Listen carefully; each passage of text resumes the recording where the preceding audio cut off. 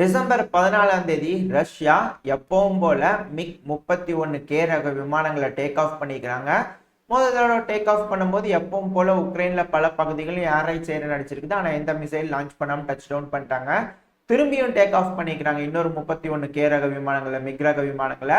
அந்த சமயத்துல ஒரு மிசைல் லான்ச் பண்ணதாகவும் அந்த மிசைல் கெல்மிஸ்கி ஒப்லாஸ்ட்ல விழுந்து வெடிச்சதுதான் சொல்லப்பட்டு வருது. வெடி சத்தம் கேட்டதா சொல்லப்பட்டு வருது. ஆனா என்ன ஏதுன்ற தகவல் வரல. அதுக்கப்புறம் மூணாவது முறையா திரும்பவும் ரஷ்யா அவங்களோட மிக்-31 ரக விமானங்களை டேக் ஆஃப் பண்ணிக்கிறாங்க. அந்த சமயத்துல பல மிசைல்களையும் லான்ச் பண்ணிட்டாங்க ரஷ்யா அப்படின்றது போல குற்றச்சாட்டு வந்திருக்கு. ஆனா உக்ரைன் தரப்புல இருந்து என்ன சொல்லிட்டு இருக்காங்கன்னா, இது போல கின்சால் மிசைலை லான்ச் பண்றதுக்காக ரஷ்யா விதவிதமா போக்கு காமிச்சிட்டு இருந்தாங்க. நாங்க அதெல்லாம் சுட்டு வீழ்த்தியாச்சு அந்த கின்சால் மிசைல அப்படிங்கிறது போல உக்ரைன் தரப்புல சொல்லிக்கிறாங்க. இது எந்த அளவுக்கு உண்மை அப்படிங்கிறது தெரியல. ஆனா சில மிசைல்கள் லான்ச் பண்ணப்பட்டிருக்கு. சில மிசைல்களை தடுத்து நிறுத்திக்கிறாங்க. சில இடங்கள்ல வெடிசத்தம் கேட்டதா சொல்லப்பட்டிருக்கு. என்ன காரணம் ஏது என்னன்ற எந்த ஒரு தெளிவான ரிப்போர்ட்ஸும் வரல. வந்துச்சுன்னா அடுத்தடுத்த பதிவுல பார்ப்போம். ரஷ்யா இங்க மட்டும் இல்ல, அதாவது இந்த கெல்மிஸ்கி ஒப்லாஸ்ட நோக்கி மட்டும் தாக்குதல் பண்ணல, உக்ரைனோட கேபிட்டலான கீவ் மேலேயும் பல மிசைல்களையும் ட்ரோன்களையும் ஏவிட்டிருப்பாங்க. நம்ம தெளிவா ஒரு பதிவுல பார்த்திருப்போம். அதாவது தொடர்ந்து நடந்துகிட்டே இருக்கு. இந்த 12, 13, 14 தொடர்ந்து தாக்குதல் பெருமளவில் நடந்துகிட்டே இருக்கு. அதுவும் குறிப்பா இந்த ஒடசா பகுதியில நம்ம 12ஆம் தேதியும் சொல்லியிருப்போம், 13ஆம் தேதி சொல்லியிருப்போம். நேத்திக்கு 14ஆம் தேதி தாக்குதல் நடந்திருக்கு. ஆனா 13ஆம் தேதி நடந்த தாக்குதல் மட்டும் சில விஷயங்கள் தெரிய வந்திருக்கு. அதாவது 13ஆம் தேதி சாயங்காலம், 14ஆம் தேதி அதிகாலை, இந்த டைம்ல, அந்த நைட் டைம்ல மட்டும் ரஷ்யா ஒடசா பகுதியில் இருக்கக்கூடிய சில விஷயங்களை தாக்குறதுக்காக மட்டுமே 42 ட்ரோன்களை ஏவி இருக்கிறாங்க. இதுல 41 ட்ரோன்களை நாங்க சுட்டு வீழ்த்திட்டோம் அப்படிங்கிறது போல உக்ரைன் தரப்புன்னு சொல்லிக்கிறாங்க. அப்படி சுட்டு வீழ்த்தும் போது ஒண்ணு மிசைல் அமைச்சிருப்பாங்க, இல்ல சுட்டு வீழ்த்திருப்பாங்க. அப்படி சுட்டு வீழ்த்தும் போது அந்த ட்ரோன்களோட உதிரி பாகங்கள்லாம் இருக்கும் இல்லையா, அதான் அங்கே இங்கேயும் போய் விழுந்து 11 நபர்கள் கிட்ட காயம் அடைஞ்சிட்டாங்க. அதுவும் சிவிலியன்ஸ் காயம் அடைஞ்சிட்டாங்க. அது கூட சிவிலியன் இன்ஃப்ராஸ்ட்ரக்சர் டேமேஜ் ஆயிருக்கு. வேர் ஹவுஸ், ஸ்டூடெண்ட்ஸ் அகாமடேஷன், இது போல சில விஷயங்கள்லாம் டேமேஜ் ஆயிருக்கு அப்படின்ற தகவல் உக்ரைன் தரப்புல இருந்து வந்திருக்கிறாங்க. இன்னும் ப்ராப்பரான ரிப்போர்ட்ஸ் வரல. ஆனா ரஷ்ய தரப்புல இருந்து என்ன சொல்லியிருக்கிறாங்கன்னா, இந்த லைனா தாக்குதல் நடந்தது இல்லையா, டார்கெட்ஸ் எல்லாத்தையும் நாங்க சக்சஸ்ஃபுல்லா குறி வச்சுதான் அழிச்சிட்டோம் அப்படின்றது போல தகவல் வந்திருக்கு ரஷ்யா கிட்ட இருந்து. இருதரப்புலையும் சொல்றத சொல்லியாச்சு. இது போர் சூழல், எது சரி எது தப்புன்னு உறுதிப்படுத்த முடியாது. ஏதாவது ரிப்போர்ட்ஸ் வந்துச்சுன்னா அடுத்தடுத்த பதிவுல நம்ம தெளிவா பார்த்துருவோம். இது போல பல உலக செய்திகள் தான் இந்த பதிவுல இருக்க போது. அனைவருக்கும் வணக்கம். நான் உங்கள் செந்தில். இது உங்கள் செந்தில் டிஃபென்ஸ். பதிவுக்குள்ள போறதுக்கு முன்னாடி நம்ம சேனல் இன்னும் சப்ஸ்கிரைப் பண்ணலன்னா மறக்காம சப்ஸ்கிரைப் பண்ணிட்டு கூடவே பக்கத்துல இருக்கிற பெல் ஐக்கான்ல ஆல் ஆப்ஷன் சூஸ் பண்ணிக்கோங்க. அப்பதான் நம்ம எப்ப பதிவுகளை போட்டாலும் உங்களுக்கு இன்ஸ்டன்ட் நோட்டிபிகேஷன் வரும். அது கூடவே எனக்கும் கொஞ்சம் மோட்டிவேஷனா இருக்கும் இது போல தொடர்ந்து பதிவுகளை போட்டுட்டே இருக்கிறதுக்கு. உங்களோட ஆதரவு எப்போ எனக்கு இருக்குன்ற நம்பிக்கையில பதிவுக்குள்ள போயிடலாம். முதல்ல அமெரிக்கால இருந்தே ஆரம்பிச்சிருவோம். அமெரிக்கால இப்ப ஆண்டுட்டு இருக்கக்கூடிய அரசாங்கம், ஜோ பைடன் அவர்கள் தலைமைக்கு கீழே இருக்கக்கூடிய அரசாங்கம் செனட் சபையில திரும்ப ஒரு பில்லை கொண்டு போய் வச்சுக்கிறாங்க. இந்த பில்லோட வேல்யூ 886 பில்லியன் அமெரிக்க டாலருக்கு ஒர்த்தான பில். இந்த பில் எதுக்காகனா அவங்களோட தேசிய பாதுகாப்புக்கு அப்படின்னு சொல்லி கொண்டு போய் வச்சுக்கிறாங்க. இந்த பில்லுக்கு மெஜாரிட்டி ஆஃப் ஓட்டு ஓகே அப்படின்னு சொல்லி கிடைச்சிருக்கு இந்த செனட் சபையில. அதாவது 68 பேர் ஓகே அப்படின்னு இருக்காங்க. 11 பேர் கிட்ட எதிர்ப்பு தெரிவிச்சிருக்கிறாங்க. அதிகமான ஓட்டு அந்த பில்லை பாஸ் பண்றதுக்கு இருந்ததுனால இந்த பில் வந்து பாஸ் ஆயிருக்குது. இதுல 300 மில்லியன் அமெரிக்க டாலர் ஒர்த்துக்கான எய்டு உக்ரைனுக்கும் இருந்திருக்கு. அதாவது நம்ம ஜோ பைடன் அவர்கள் அட்டாச் பண்ணிக்கிறார் எல்லாத்தையும். அவங்க தேசிய பாதுகாப்பு கூட உக்ரைனோட பாதுகாப்பு முக்கியம் அப்படிங்கிறது போல அட்டாச் பண்ணி வச்சுக்கிறாரு. இந்த தடவை அதிகமான பணம் அவங்களோட தேசிய பாதுகாப்புக்காக இருந்ததுனால செனட் சபையில வந்து அது அப்ரூவல் ஆயிடுச்சு. அதுல இந்த 300 மில்லியன் ஆல்ரெடி ஒரு 200 மில்லியன் இது செஞ்சீங்கன்னா இதுவே ஒரு 500 மில்லியன் ஆயிடுச்சா. இது போல மில்லியனா நம்ம சொல்லி நம்மள வாரத்துக்கு ஒரு இடம் 100 ரூபா 100 ரூபா எழுதி கொடுத்துருவாருன்ட்டு செக் எழுதி இருக்கிற திருப்பி ஒரு 300 மில்லியன் பாஸ் ஆயிருக்கு செனட் சபையில. எப்படியோ உக்ரைனுக்கு ஒரு குசி தான். உக்ரைனுக்கு இன்னும் நிறைய குசி இருக்கு. லைனா பார்ப்போம். இப்ப அடுத்த அமெரிக்கா செய்தி என்னன்னா, அமெரிக்காவோட ஸ்டேட் டிபார்ட்மெண்டோட ஸ்போக் பர்சனான மேத்யூ மில்லர் அவர்கள் கிட்ட இருந்து ஒரு ஸ்டேட்மெண்ட் வந்திருக்கு. அவர் என்ன சொல்லியிருக்கிறாருன்னா, ரஷ்யா நெகோசியேஷன் டேபிள், அதாவது பேச்சுவார்த்தைக்கு வரும்போது ஒரு நல்ல நம்பிக்கையோட வரணும், குட் ஃபெய்த்தோட வரணும் அப்படின்னு இருக்கிறாரு. நல்ல நம்பிக்கையோட வரணும். அதை விட்டுட்டு அவங்க என்னென்னமோ சொல்றாங்க. ஏன்னா எங்களோட வால் ஸ்ட்ரீட் ஜேர்னலிஸ்ட் சமீபத்தில் ஒரு ரிப்போர்ட்டரை ரஷ்யா தரப்புல இருந்து அரெஸ்ட் பண்ணிட்டாங்க. காரணம் என்னன்னா அவங்க நாட்டுக்குள்ள வந்து உளவு பார்த்துக்கிறாங்க அப்படின்னு சொல்லி குற்றச்சாட்டு வைத்து அரெஸ்ட் பண்ணியிருந்தாங்க. இப்போ அவங்களோட பிரசன்ல தான் இருக்கிறாங்க. அவங்கள மீட்டெடுக்கும் பணியிலையும், அப்புறம் இன்னொரு அமெரிக்கர் இருக்கிறாரு, அவரையும் மீட்டெடுக்கும் பணியிலையும் இது போல நெகோசியேஷன் டேபிள்ல போய் உட்காந்து பேச்சுவார்த்தை நடத்திக்கிறாங்க. ஆனா எதுவும் சரிப்பட்டு வர மாதிரி தெரியல போல இருக்குது. இவர் சொல்ற பாயிண்ட்டுக்கே வருவோம். ரஷ்யா நல்ல நம்பிக்கை இருக்கிறதுனாலதான் அவங்க நெகோசியேஷன் டேபிளுக்கு வராங்க. வந்து உட்காந்து பேசும்போது எதுவுமே நடக்கலன்னா நல்லது நடக்கும் அப்படின்னு நம்பிட்டு அப்படியே எல்லாத்துக்கும் சரி சரின்னு சொல்லிட்டு போயிருவாங்களா? அவங்களுக்கு ஏதாவது ஒரு நல்ல விஷயம் நடக்கணும். நீங்க எப்படி உக்ரைனுக்கு F-16 வேணும், தாடு வேணும், அது வேணும், இது வேணும்னு கேட்கும்போது ATACMS எல்லாம் ரகசியமா கொடுத்தீங்க. அதே போல ரஷ்யாவுக்கு ஏதாவது ரகசியமா கொடுத்துருங்க, விட்டுருவாங்க. உண்மையாலுமே விட்டுருவாங்க. நீங்க வேணா கொடுத்து பாருங்களேன். F-35 ரக விமானங்களை 2 கொடுத்து பாருங்க, கண்டிப்பா விட்டுருவாங்க. அவங்க வேணான்னு சொல்ல மாட்டாங்க. அது போல ஏதோ ஒரு நல்ல நெகோசியேஷன் தூக்கி வச்சீங்கன்னா அவங்களும் சரின்னு மண்டையாட்டிட்டு விட்டுற போறாங்க இல்லையா? யதார்த்தம் என்னன்னா இப்படித்தான் இருக்கும். ஆனா இவங்க என்ன டீலிங் வச்சாங்க, அவங்க என்ன கேட்டாங்கன்னு தெரியல. ஏதோ நல்ல நம்பிக்கை இல்லாததுனால 2 தரப்புலையும் சுமூகமா முடியல. இவர் ஸ்டேட்மெண்ட் வச்சு நம்மளால தெரிஞ்சுக்க முடியுது. அடுத்தது வந்து பாத்தீங்கன்னா அமெரிக்காவோட நேஷனல் செக்யூரிட்டி கவுன்சில் கோஆர்டினேட்டரான ஜான் கிர்பி அவர்கள் கிட்ட இருந்து ஒரு ஸ்டேட்மெண்ட் வந்துருக்குது. அவர் என்ன சொல்லிக்கிறாருன்னா, எல்லாத்துக்குமே இந்த இஸ்ரேல் காசா பிரச்சனையை முடிக்கணும்னு தாங்க ஆசையா இருக்கு, எங்களுக்குமே சீக்கிரமா முடிக்கணும்னு தான் ஆசையா இருக்கு. ஆனா என்ன பண்றது, இதனால போய் இஸ்ரேல் கிட்ட இப்படி பண்ண அப்படி பண்ண ஆர்டர்லாம் போட்டிருக்க முடியாது. இஸ்ரேலுக்கும் உரிமை இருக்குல்ல, பொறுமையா டைம் எடுத்து அவங்களுக்கு எந்த அளவுக்கு வேணுமோ எடுத்து ஹமாஸ் எல்லாம் எலிமினேட் பண்ணி முடிச்சதுக்கு அப்புறமா இந்த போர் நிறுத்தம் கொண்டு வருவாங்க அப்படிங்கிறதோட சொல்லிக்கிறாங்க.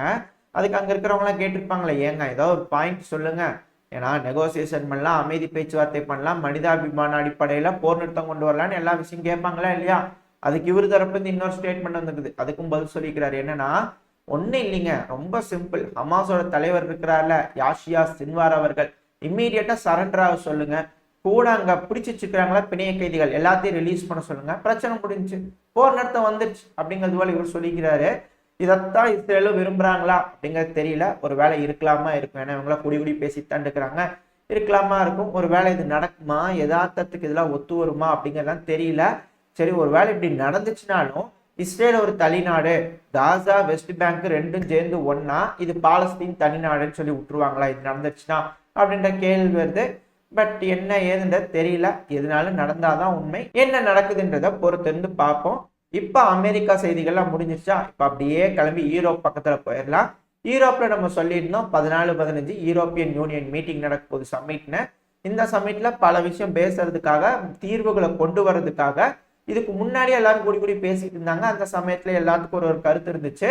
இப்ப வந்து பாத்தீங்கன்னா யூரோப்பியன் யூனியன்ல மால்டோவாவையும் உக்ரைனையும் இணைக்கிறதுக்கான பேச்சுவார்த்தையை ஆரம்பிக்கலாம் அப்படின்ற முடிவுகள் எடுத்துட்டாங்க. அப்போ ஹங்கேரி வீட்டோ போடலையா அப்படின்னு கேட்டீங்கன்னா, ஹங்கேரி வீட்டோ போடல. அதுக்கு பதிலா அந்த ஓட்டெடுப்பு நடக்கிறதுக்கு முன்னாடி ஹங்கேரியோட பிரைம் மினிஸ்டரான விக்டர் ஆர்பன் அவர்கள் வெளிநடப்பு செஞ்சுட்டாரு. அவரு வெளிநடப்பு செஞ்சது இப்ப சர்ச்சையாயிருக்கு. அங்க இருக்கிறவங்க என்ன சொல்லிக்கிறாங்கன்னா, விக்டர் ஆர்பன் அவர்கள் இருக்காருல்ல, அதாங்க ஹங்கேரியோட பிரைம் மினிஸ்டர், அவரு நம்மளோட டைம் ஸ்பெண்ட் பண்றதை விட புட்டின் அவர்களோட டைம் ஸ்பெண்ட் பண்றதுக்கு தான் ரொம்ப பிடிக்கும் அப்படிங்கிறதெல்லாம் கிரிட்டிசைஸ் பண்ணிட்டு இருக்காங்க பலரும். பட் எதுவா இருந்தாலும் ஹங்கேரி வந்து நேக்கா தப்பிச்சிட்டாங்களா அப்படின்ற ஒரு கேள்வி வருது. ஏன்னா அங்க இருந்து வீட்டோ போட்டிருக்கணும், அப்பதான் வந்து ரஷ்யாவுக்கு ஆதரவு. இப்ப ஹங்கேரியோட விக்டர் ஆர்பன் அவர்கள் உக்ரைனுக்கு ஆதரவா ஓட்டும் போடல, அப்ப யூரோப்புக்கு ஆதரவு இல்லை. அவரோட நடுநிலை தன்மையை எப்படி காமிச்சுக்கிறாரு பாருங்க அப்படிங்கிறதோட சொல்றாங்க. பட் எதனால அந்த தன்மை வந்து வேஸ்டா தானே போச்சு. உக்ரைன் வந்து சேர்க்கறதுக்கான பேச்சுவார்த்தை ஆரம்பிச்சிட்டாங்க இல்லையா? இப்போ மால்டோவாவையும் கூட்டிட்டு வந்து சேர்க்கறதுக்கான பேச்சுவார்த்தையில ஆரம்பிச்சிட்டாங்க. இதுக்கப்புறம் என்ன நடக்க போகுது அப்படிங்கிறது தெரியல. இதுக்கு பதிலடி கொடுக்கும் விதத்துல ரஷ்யா என்ன செய்ய போறாங்க அப்படிங்கிறது தெரியல. ஒருவேளை அந்த ஒரு காரணத்தினாலதான் ஒரு மிகப்பெரிய தாக்குதலை உக்ரைனோட கேபிட்டலான கீவ் மேலேயும் ஒடசா மேலேயும் பண்ணிட்டு இருக்காங்களா அப்படின்ற கேள்வி வந்திருக்குது.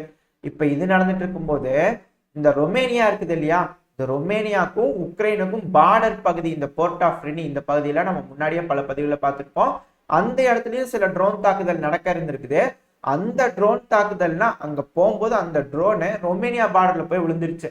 இதனால நாட்டோ நாடுகள்லாம் ஒண்ணு கூடி என்னப்பா ரஷ்யா வந்துருச்சா என்ன அப்படி இப்படின்னு எல்லாரும் பேச்சுவார்த்தை நடத்தணும்னு டெரரா இருப்பாங்கன்னு யோசிச்சுட்டு இருப்பாங்க இல்லையா. ரஷ்யா ஒரு ட்ரோன் அனுப்பிடுச்சு, அது ரொமேனியா பார்டர் பக்கத்துல போய் விழுந்து வெடிச்சிருச்சு. இதனால என்ன அப்படின்னு அவங்க யோசிக்கும் போது, இல்ல அவங்க வேணும்னு செய்யல, இன்டென்ஷனலா செய்யல, ரொமேனியாவை தாக்கணும்னு செய்யல, அதனால பிரச்சனை இல்லை அப்படின்னு நாட்டோ தரப்புல திருப்பவும் ஒரு விஷயத்த சொல்லிட்டாங்க. உக்ரைனுக்கு போச்சுடா, என்னதான் செய்யறது, ஏதாவது ஒண்ணு பண்ணி கோத்து விட்டுறலான்னு பார்த்தா இப்படி தப்பிச்சுட்டே இருக்குதே ரஷ்யா அப்படின்னு ஒண்ணு இருக்கும் மனசுக்குள்ள. பட் இருந்தாலும் இந்த தடவை ஒன்றும் கை கொடுக்கல. ஆனா ரொமேனியா சும்மா விடுவாங்களா? இல்ல, இது 2வது தடவை 3வது தடவை நடக்குது இல்லையா. அதனால ரொமேனியா அவங்க நாட்டுல இருக்கக்கூடிய ரஷ்யன் எம்பசியில இருக்கக்கூடிய இந்த அம்பாசிடர் சம்மன் பண்ணிக்கிறாங்க, வாங்க வந்து விளக்கம் கொடுத்துட்டு போங்க, என்ன காரணத்தினால ட்ரோன் எங்க பகுதியில் வந்து விழுந்துச்சு, வந்து விளக்கம் கொடுங்க வாங்க அப்படின்றது போல கேட்டுக்கிறாங்க. அவங்களும் போய் விளக்கம் கொடுப்பாங்க அப்படின்னு எதிர்பார்க்கப்படுது. கொடுத்தாங்கன்னா என்ன நடந்திருக்குன்ற அப்டேட்டை நம்ம அடுத்த பதிவுல பார்ப்போம். அப்புறம் உக்ரைனோட அதிபரான ஜெலன்ஸ்கி அவர்கள் திடுதுப்புன்னு எந்த ஒரு அனௌன்ஸ்மெண்ட்டுமே இல்லாம ஜெர்மனிக்கு ஒரு விசிட் அடிச்சுக்கிறாரு. இப்போ வந்து பாத்தீங்கன்னா லைனப், இவரோட விசிட் லைனப்ல அர்ஜென்டினா, அங்கிருந்து அப்படியே அமெரிக்கா, அங்கிருந்து அப்படியே நார்வேல இருந்து உக்ரைனுக்கு வந்திருந்தாரு, வீடு வந்திருந்தாரு. இப்ப திரும்பி வந்து ஜெர்மனிக்கு போய்க்கிறாரு. இது ஒரு அன்அபிஷியல் விசிட். எப்படிங்க, சமீபத்துல உக்ரைனோட கேபிட்டலுக்கே வந்திருந்தாரு இல்லையா டிஃபென்ஸ் மினிஸ்டர், ஜெர்மனியோட டிஃபென்ஸ் மினிஸ்டர் சடனா வந்திருந்தாரு, எந்த ஒரு அனௌன்ஸ்மெண்ட்டுமே இல்லாம. இப்ப அதே போல இவரு சடனா போய் அங்க ஒரு சர்ப்ரைஸ் கொடுத்துக்கிறாரு. இந்த சமயம்னு பார்த்து, அதாவது டிசம்பர் 14 இந்த சமயம்னு பார்த்து யூரோப்பியன் யூனியன்ல மீட்டிங் நடந்துட்டு இருக்குது. இது போல உக்ரைனை சேர்த்திக்கலாமா என்ன ஏதுன்றது.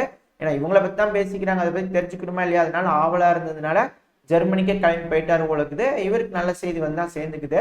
ஆனா அந்த யூரோப்பியன் யூனியன் மீட்டிங்க்கு இவரை கூப்பிட்டாங்களான்னு கேட்டா கூப்பிடல. காரணம் என்னன்னா, ஹங்கேரியோட பிரைம் மினிஸ்டர் இருக்கிறார்ல விக்டர் ஆர்பன் அவர்கள், அவரு ஏதாவது நினைச்சுக்குவாரா அப்படிங்கிறது போல இந்த யூரோப்பியன் யூனியன் தலைவர்கள்லாம் யோசிச்சுக்கிறாங்களாம். ஏன்னா இவங்களாம் தயாரா தான் இருந்துக்கிறாங்க.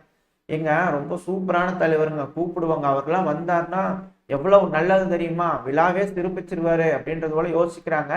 ஆனா ஆல்ரெடி நம்ம மெம்பரா இருக்கிறாரு விக்டர் ஆர்பன் அவர்கள், அவரு கொஞ்சம் ஃபீலிங் ஆயிரும். அதனால அதையும் நம்ம பார்க்கணும், அதனால கூப்பிட வேணாம் அப்படின்னு சொல்லி கூப்பிடாம விட்டு இருக்கிறாங்க.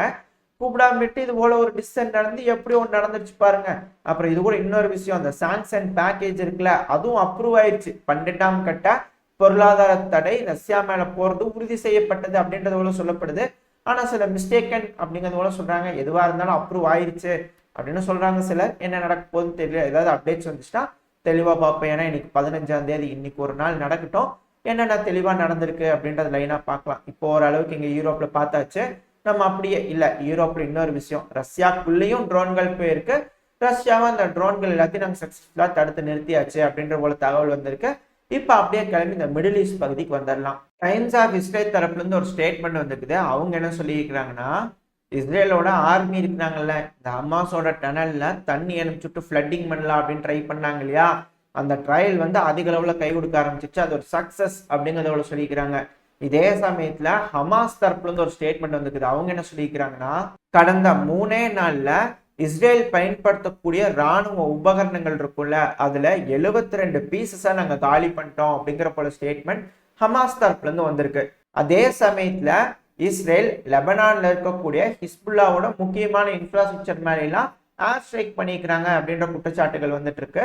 இது மிடில் ஈஸ்ட்ல நடக்கக்கூடிய விஷயங்கள். நம்ம அப்படியே கிளம்பி லத்தீன் அமெரிக்கா சைடு போயிட்டோம்னா அதாங்க வெனிசுவேலா, கயானா, இவங்க 2 பேரும் பேச்சுவார்த்தைக்கு வாங்க பேசிக்கலாம் அப்படின்றது போல இருதரப்புலையும் கூப்பிட்டுருக்காங்க, உட்காந்து பேசிக்கிறாங்க. பட் அது எதுவும் சரிப்பட்டு வர மாதிரி தெரியல. ஏன்னா கயானா தரப்புல இருந்து என்ன சொல்லிக்கிறாங்கன்னா, இந்த எஸ்கியூபா பகுதியில் அப்படியெல்லாம் தூக்கி கொடுத்துட மாட்டோம், உங்களுக்கு பவு டவுன் ஆக மாட்டோம் அப்படின்ட்டு இருக்காங்க. அதாவது அவ்வளவு லேஸ் நல்லா விட்டு கொடுத்துட மாட்டோம்ப்பா அப்படிங்கிறதோட சொல்லிக்கிறாங்க. அப்ப கயானாவும் சண்டை போட தயாராயிருச்சா, வெனிசுவேலா இன்வைட் ஆயிருவாங்களா, ஒத்து வரல, பேச்சுவார்த்தை சுமூகமா முடியலனா இப்படின்ற ஒரு கேள்வி வருது. ஆனா இந்த சமயத்துல அங்க இருக்கக்கூடிய எக்ஸான் நிறுவனம் இருக்குல்ல, அதாங்க அந்த ஆயில்லாம் எடுப்பாங்க இல்லையா, அவங்க என்ன சொல்லிக்கிறாங்கன்னா, நாங்க அங்கதாங்க இருப்போம், அங்கதான் ஆப்ரேட் ஆயிட்டு இருப்போம் அப்படிங்கிறது போல அவங்க தரப்புல இருந்து ஒரு ஸ்டேட்மெண்ட் வந்துருக்குது. உலகத்துல நடக்கக்கூடிய சில நிகழ்வுகளை ஓரளவுக்கு நம்ம பார்த்திருப்போம்னு நினைக்கிறேன். இதுக்கப்புறம் என்னெல்லாம் நடந்திருக்கு அப்படிங்கிறத நம்ம அடுத்த செய்தியில பார்ப்போம். ஏன்னா இதோட இந்த பதிவு நம்ம முடிச்சுப்போம். இந்த பதிவு எப்படி இருந்துச்சு, உங்களுக்கு பிடிச்சிருக்கா, பிடிச்சுன்னா லைக் பண்ணிட்டு உங்க ஃப்ரெண்ட்ஸ் அண்ட் ஃபேமிலியோட ஷேர் பண்ணிக்கோங்க. அது கூடவே மறக்காம இந்த பதிவை பத்தின உங்களோட கருத்துக்களை கமெண்ட் செக்ஷன்ல சொல்லுங்க. இந்த பதிவு நல்லா இருந்திருக்கும்னு நம்புறேன். இதே போல இன்னொரு பதிவுல சந்திக்கும் வரை ஸ்டே சேஃப். By by.